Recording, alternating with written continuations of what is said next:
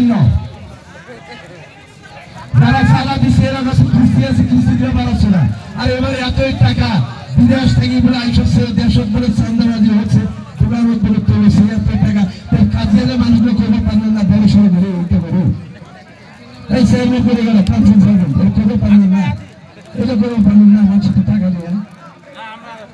এখন বুঝতে হবে, আমি যে বিষয়টা বলি, গত 17 বছর এই বাংলাদেশ জাতীয়তাবাদী দল সরকারের অপোজিশনে থাকার সময় যারা রাজপথে ছিল, আন্দোলন ছিল, সংগ্রামে ছিল, যারা নিজের পয়সা খরচ করে বিভিন্ন জায়গায় প্রোগ্রামে গিয়েছে, গাড়ি ভাড়া দিয়েছে, অটো ভাড়া দিতে হয়েছে, চাঁদা দিতে হয়েছে, বিভিন্ন জায়গায় মানুষকে চা খাইতে ভাড়া দিতে হয়েছে, আজকেও তারা রাজপথে আছে।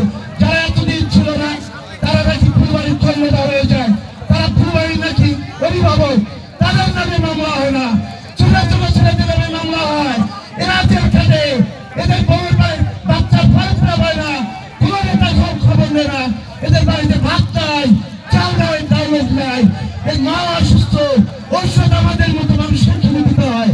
এই নেতারা নাকি অভিভাবক ফুলবাড়ি, এরা ছিল কোথায়? সময় আসতেছে, জবাব দিবেন আপনারা।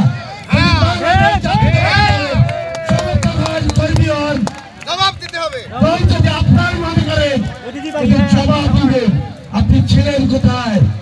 এত ইফতার কোথা থেকে হচ্ছে? টাকা কি ওই আপনার আলাদিন চেরাগের মতো আসতেছে নাকি? আসতে দেখলাম খাওয়াটি ইফতার মাটি হচ্ছে, এটা দেখি বসাটি, ওটা দেখি খাওয়াটি, ওই গরিব জায়গায় বিক্রি করতে মেলা খাওয়াটি। তো যাক অনেক কথা বললাম, সবাই আসতেছে, আপনার অভিভাবক, আপনার ব্যাংকের মালিক, নেতা যদি আপনার আদর্শে দেওয়া হয় সেই নেতার পিছনে যাবেন না।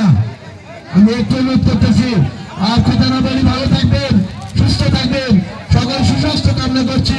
সেই সঙ্গে আজকের এই 3 নম্বর কাঙ্গিয়া ইউনিয়নের ব্যক্তিগত আয়োজিত ইফতার মাহফিল সম্পন্ন আল্লাহ পাক রব্বুল আলামিন